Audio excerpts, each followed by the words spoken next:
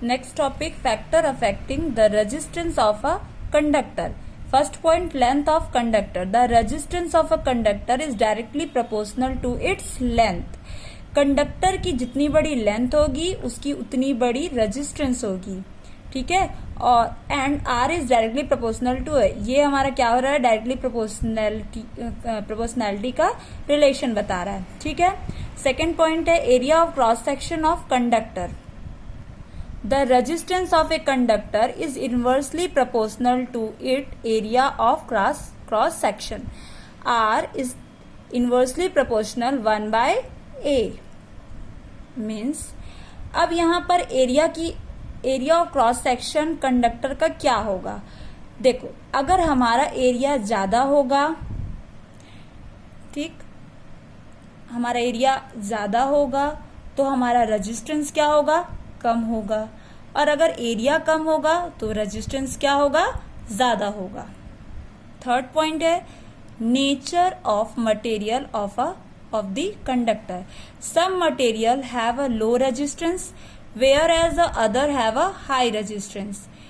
Means देखो, अब यहाँ पर कंडक्टर के मटेरियल की बात की जा रही है।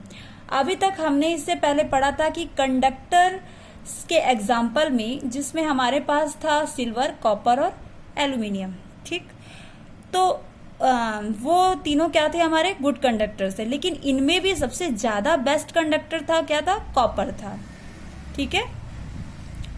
तो वहां पर कॉपर की जो मटेरियल, वहां पर कॉपर की मटेरियल की भी, एल्यूमिनियम के मटेरियल और सिल्वर के भी मटेरियल, जिनकी भी प्रॉपर्टी अलग अलग होती है, इसलिए इनके नेचर पर भी चीजें डिपेंड्स करती है।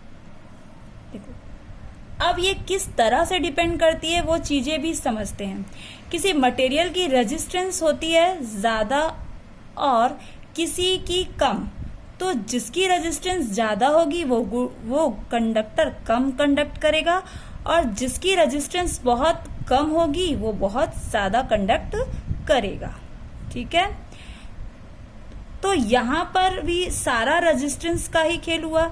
लो होगा तो बेस्ट कंडक्टर होगा, और अगर वो हाई होगा तो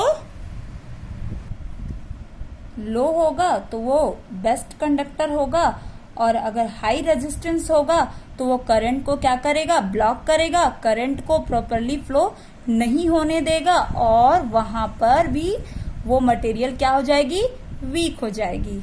फोर्थ पॉइंट है टेम्परेचर.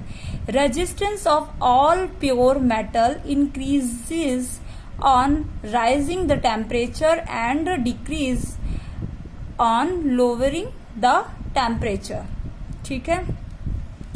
किसी कंडक्टर के टेम्परेचर पर रेजिस्टेंस कैसे इफेक्ट करता है।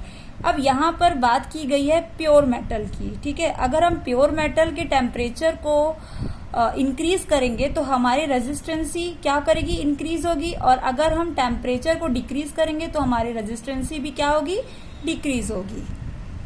आई होप यू स्टूडेंट्स, आपको सबको समझ में आया होगा। Thank you.